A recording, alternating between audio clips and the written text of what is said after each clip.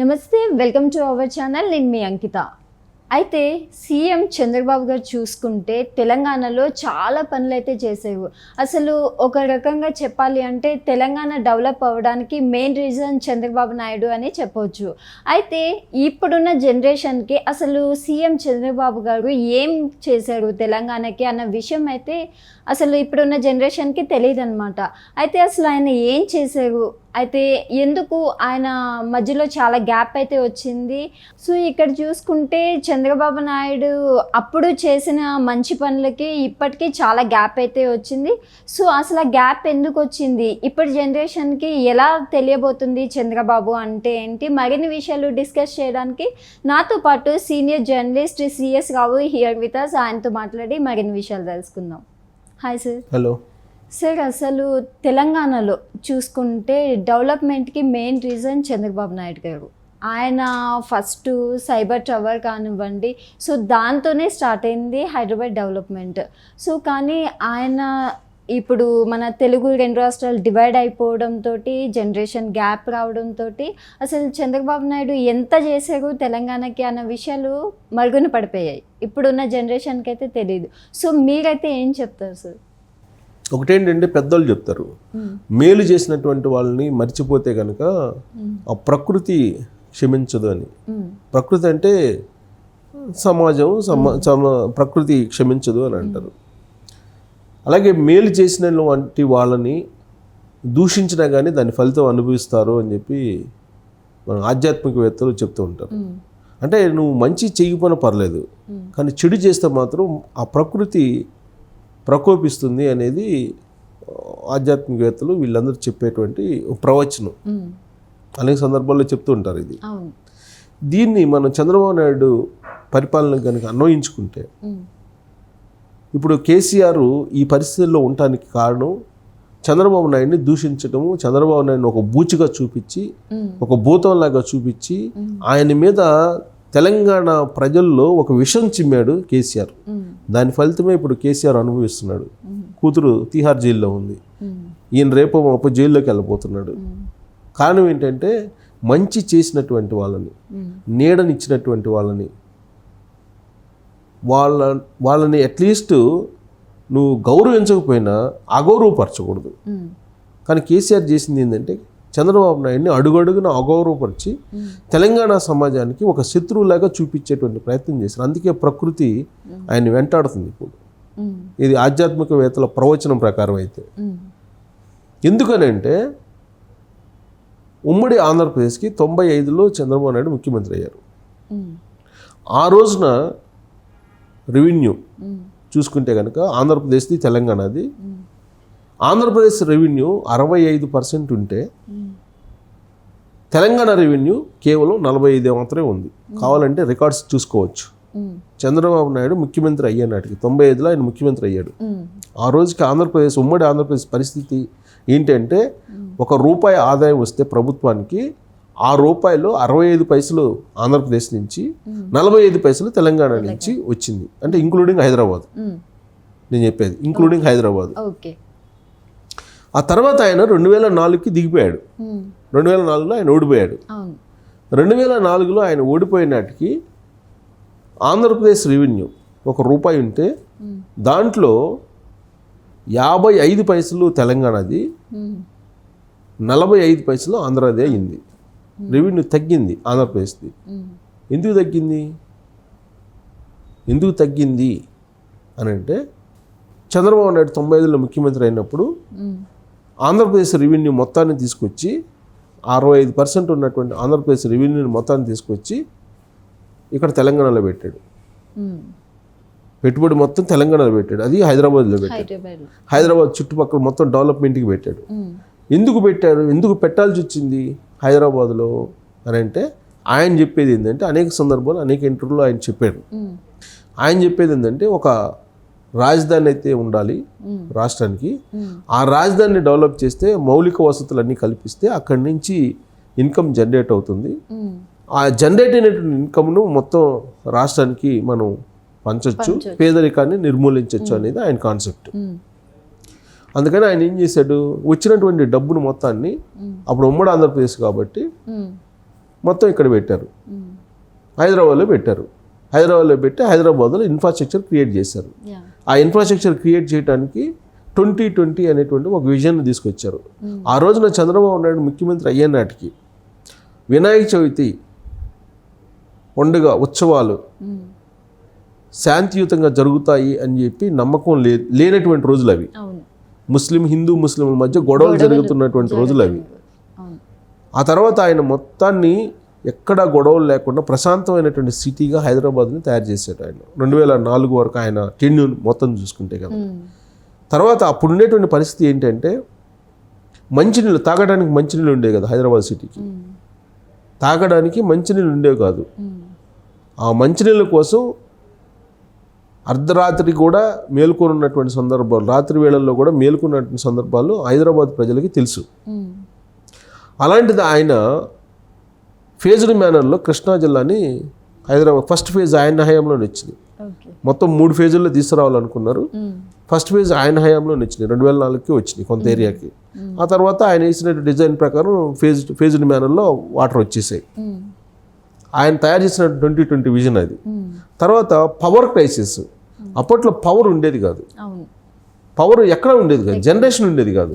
ఇప్పుడు ఇవాళ జనరేషన్ పెరిగిపోయింది. తర్వాత నేషనల్ గ్రిడ్ వచ్చింది, ఎవరు కావాలంటే వాళ్ళు కొనుక్కోవచ్చు. అన్ని రాష్ట్రాల్లో ఇప్పుడు పవర్ ఉంది, ప్రతి రాష్ట్రంలో పవర్ ఉంది. 2004 కంటే ముందు ఉన్నటువంటి పరిస్థితి ఏంటంటే పవర్ జనరేషన్ ఉండేది కాదు.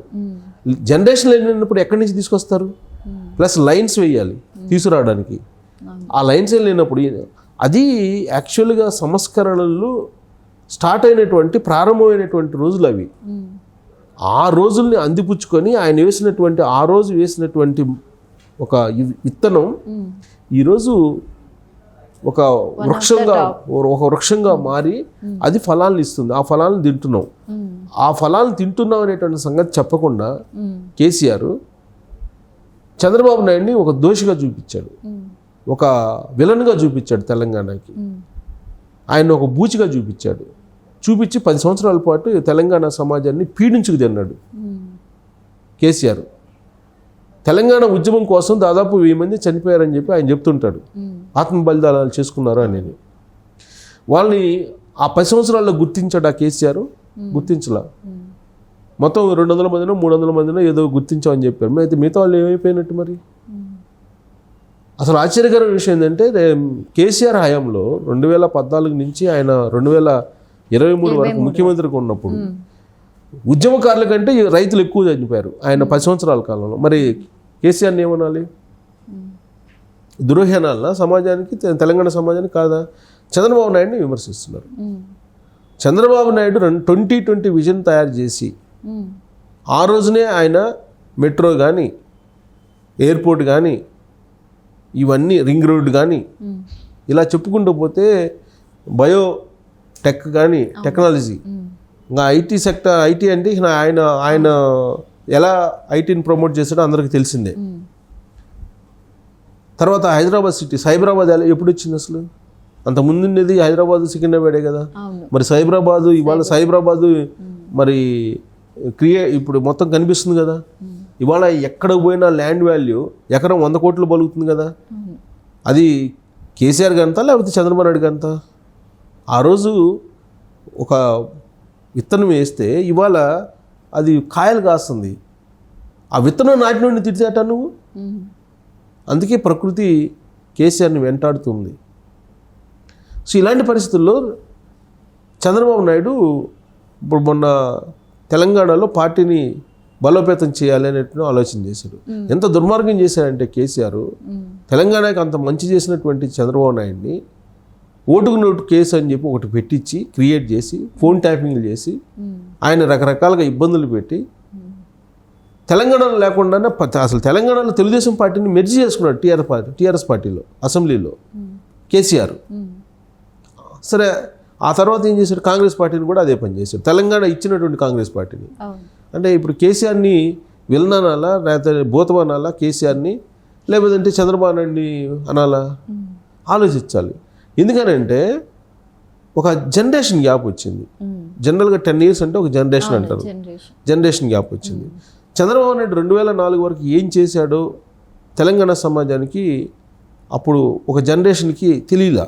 కారణం ఏంటంటే 2004లో రాజశేఖర రెడ్డి వచ్చాడు, 2004 నుంచి 2009 దాకా ఉన్నాడు. 2009 నుంచి ఉద్యమం వచ్చింది. ఉద్యమం వచ్చిన తర్వాత కేసీఆర్ తప్ప ఇంకెవరు లీడర్ కాదనేటువంటి ఒక భావానికి వెళ్ళిపోయారు ఈ కొత్త జనరేషన్.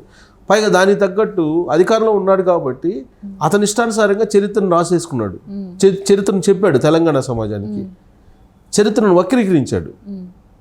దాంతో ఆయన తెలంగాణ పిత అనే యాంగిల్లో వెళ్ళిపోయింది.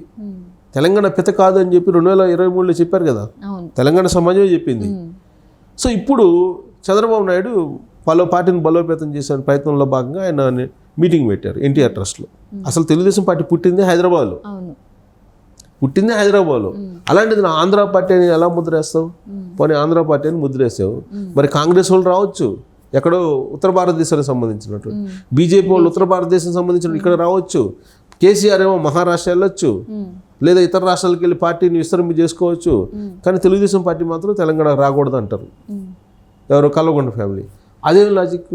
ఇప్పుడు ఏదో ఒకటి లాజిక్ అయితే ఉండాలి కదా. సో కాబట్టి కేసీఆర్ చెప్పేటువంటి మాటలు ఇవాళ తెలంగాణ సమాజం వినేటువంటి పరిస్థితులు లేదని తెలుసుకున్నటువంటి చంద్రబాబు నాయుడు ఇప్పుడు ఇక్కడ పార్టీని బలోపేతం చేయడానికి ఆయన అరంగేట్రం చేశారు. ఆయన మీటింగ్ పెట్టారు ఆదివారం రోజు మీటింగ్ పెడితే ఒక పార్టీ వస్తున్నప్పుడు నెంబర్ ఆఫ్ పార్టీస్ ఎన్ని ఉంటే అంత మేలు సమాజానికి. ఇది ఎవరైనా చెప్తారు. ఆ పార్టీ తెలుగుదేశం పార్టీ బలోపేతం అవుతుందని చెప్పి భావించి ఈ బీఆర్ఎస్ పార్టీ నేతలు ఏం చేశారో తెలుసా? బీఆర్ఎస్ పార్టీ వాళ్ళు చంద్రబాబు నాయుడు హోర్డింగ్స్కి లేదా చంద్రబాబు నాయుడు వాల్ పోస్టర్లకి చెప్పులు తీసుకుని కొడుతున్నారు, నిరసన వ్యక్తం చేస్తున్నారు. చంద్రబాబు నాయుడు ఏం చేశాడని నువ్వు చెప్పులు తీసుకుని కొట్టిస్తావు? కేసీఆర్ చెప్పులు తీసుకుని కొట్టిస్తున్నాడు చంద్రబాబు నాయుడు బొమ్మల మీద, అదే ఫోటోల మీద చెప్పులు తీసుకుని కొట్టిస్తున్నాడు. బీఆర్ఎస్ పార్టీ వాళ్ళు నిరసన వ్యక్తం చేస్తున్నాడు. అంటే ఈ చంద్రబాబు నాయుడు ఏం చేశాడని? చంద్రబాబు నాయుడు చేసినటువంటి హైదరాబాద్ని కంప్లీట్గా కేసీఆర్ కాపు చెబితే కేసీఆర్ ఇచ్చి ఏం చేశాడు? మొత్తం 30,000 ఎకరాలు దోచుకున్నాడని చెప్పేసి హైదరాబాద్ చుట్టుపక్కల ఆయన ఫ్యామిలీ, ఆయన వర్గం వాళ్ళు, సామాజిక వర్గం వాళ్ళు రేవంత్ రెడ్డి చెప్తున్నాడు. ఇలాంటి పరిస్థితుల్లో చంద్రబాబు నాయుడు అప్రిషియేట్ చేయాల్సింది పోయి ఆయన ఫోటోలకి చెప్పులతోటి కొట్టిస్తున్నాడంటే తెలంగాణ సమాజం ఒప్పుకుంటుందా? సో కాబట్టి చంద్రబాబు నాయుడు ఏం చేశారు తెలంగాణకి అనేది చాలా తక్కువ. ఆయన ఏం చేశాడు అనేది చెప్పుకోలేకపోతున్నాడు, చాలా తక్కువ మాత్రం చెప్పుకుంటున్నాడు. ఆయన చేసింది చెప్పుకుంటూ పోతే కొన్ని గంటలు చెప్పుకోవచ్చు తెలంగాణకి. అసలు ఏదైనా అన్యాయం జరిగింది అని అంటే ఆంధ్రాకి అన్యాయం జరిగింది ఆయన కారణంగా. ఎందుకంటే మన ఇద్దరం సంపాదిస్తున్నాం డబ్బులు, నా డబ్బులు పెట్టి నీ అభివృద్ధికి ఉపయోగిస్తే నేను త్యాగం చేసినట్ట లేకపోతే నువ్వు చేసినట్ట? చంద్రబాబు నాయుడు అదే చేశాడు. ఆంధ్రప్రదేశ్ రెవెన్యూని తీసుకొచ్చి తెలంగాణలో ఖర్చు పెట్టి హైదరాబాద్ని డెవలప్ చేశాడు. నష్టపోయింది ఆంధ్రప్రదేశ్ వాళ్ళు, తెలంగాణ కాదు కదా. తెలంగాణ సమాజం లాభపడింది. ఇది చెప్పాలి వాస్తవం కేసీఆర్. కానీ చంద్రబాబు నాయుడు బూచిగా చూపించడానికి ప్రయత్నం చేసి రాజకీయంగా లబ్ధి పొందాలనుకుంటున్నారు. అందుకే ఆయన చంద్రబాబు నాయుడు ఏం చేశాడు 1995 నుంచి 2004 వరకు అనేది ప్రతి పౌరుడు, తెలంగాణ సమాజంలో ప్రతి పౌరుడు చర్చించుకుంటే తప్ప ఇప్పుడున్నటువంటి జనరేషన్కి రీచ్ కాదు అది.